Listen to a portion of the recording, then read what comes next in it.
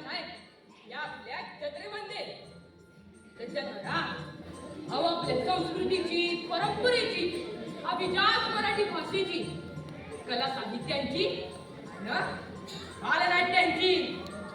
काय मग मंडळी आज जत्रा फिरायची ना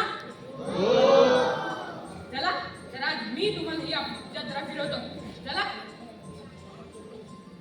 अरे ये बाळा असं एकटाच का बसलाय अरे एवढी छान जत्रा चालू आहे हे की अरे हरवलायस का नाही नाही हरवलो नाहीये